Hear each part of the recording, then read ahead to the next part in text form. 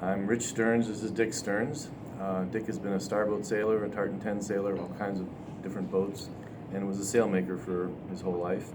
And has sailed all over the world.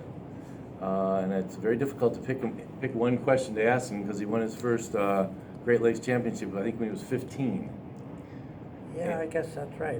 I thought it was maybe 16. 16, one of 7 or 8. So he's won World's Championship, and one of the questions I wanted to ask him today is when he sailed in 1962 in Portugal, we just looked it up, there were 73 boats in the fleet. There were from 5 different continents and 17 different nations. So it was a true World's Championship in those days. And at one point they had waves that they couldn't see the other boat next to them. So I thought maybe you could tell them a little bit about that. Well, I've been told that right off Cascais, Portugal there, it's sort of the west end, and that they were the biggest waves around anywhere. And I guess I believe that. In one of the races, they were big, and we came down to the leeward mark, and it was blowing so hard, and the waves were so big that nobody could come about, nobody could jibe. A lot of the boats just kept sailing down toward Lisbon, and we thought, oh, where the hell are they going to go, and what's going to happen? And I told my crew, Lindsay, we're going to have to jibe or we're going to lose so many boats, and let's see what happens.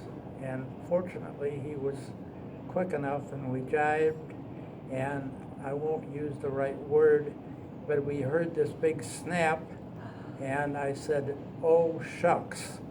And I looked up, and the mast was still there. I couldn't believe it.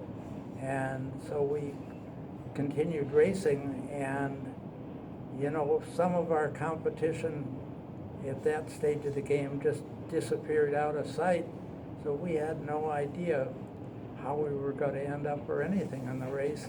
But we were fortunate to be one of the ones that survived this windy race, and it was lucky that we didn't lose a mast, and we were able to jibe, mainly because he was really quick and strong enough to get the backstay back at just the right time.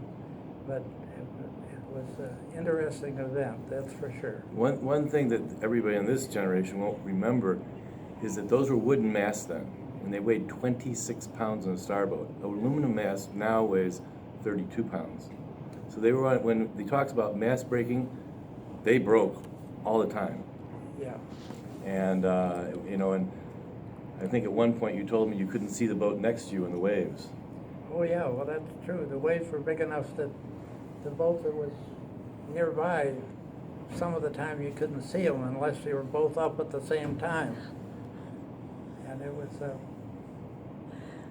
you look back on it and you realize why that was an experience. At the time, all you were interested in was trying to survive and play with your sailboat and do the best you can.